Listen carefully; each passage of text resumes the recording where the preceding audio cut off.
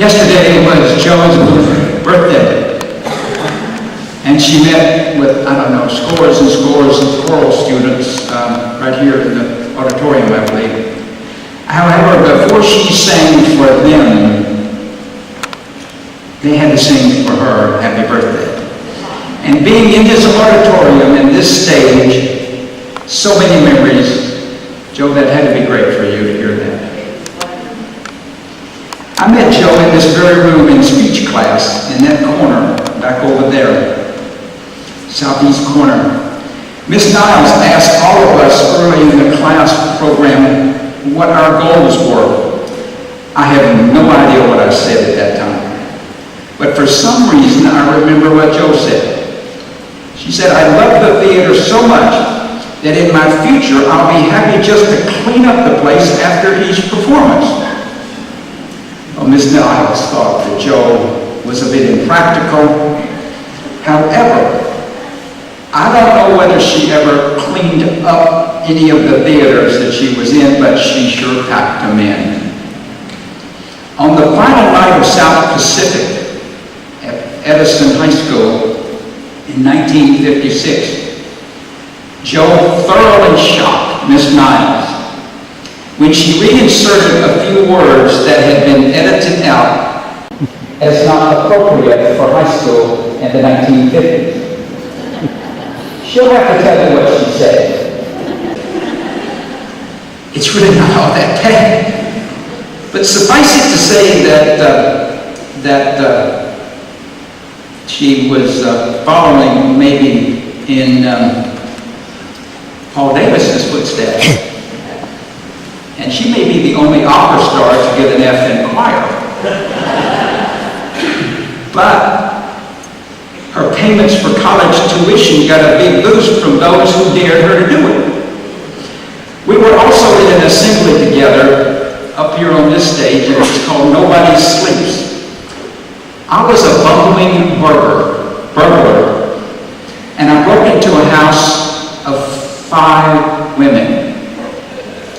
Jo, the mother of 4 daughters, all in their house robes, nightgowns, hair in rollers. As we were rehearsing, always on stage, the director, Jo, said, "Steve, when we're playing some of these scenes, you're going to have to stand closer to us." On stage, cute girls that in front of all this missed the opportunity. I marvel at opera singers and actors and actresses. Their language is flawless. After Jo comments, she's going to sing for us tonight. Shoulder and sling and all. Jo, would you come forward?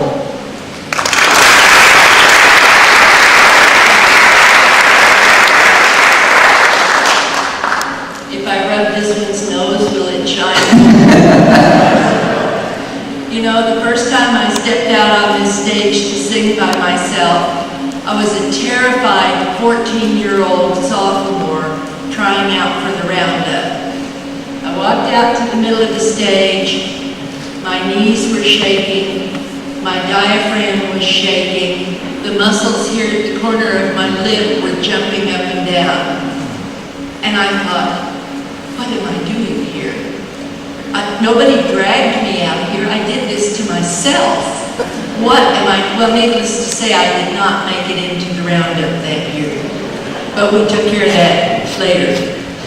This school has meant a very great deal to me. It provided me opportunities that I never would have had otherwise.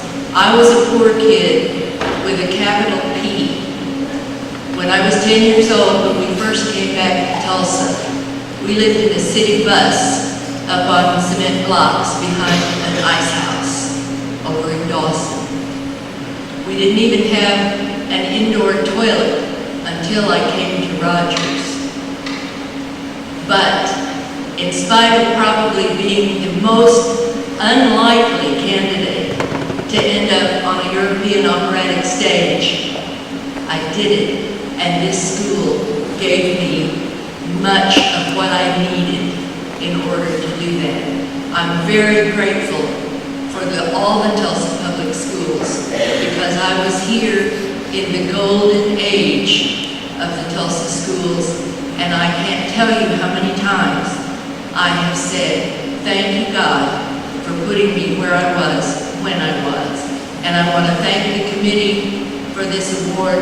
I hope I'm not going to cry because I won't be able to sing, but it means more to me than I can ever put into words. Thank you all.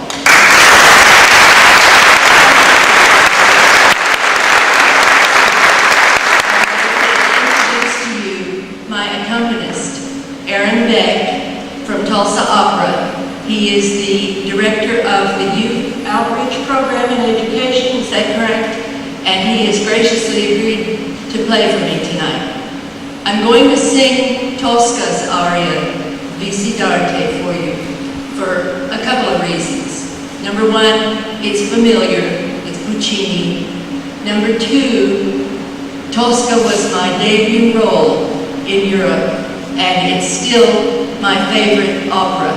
And I remember opening night, standing backstage in my gorgeous green velvet and fox fur costume, going, "They're paying me money to do this!" And it was just, it's the most marvelous thing that ever happened to me. It really was. And now I'd like to share that with you.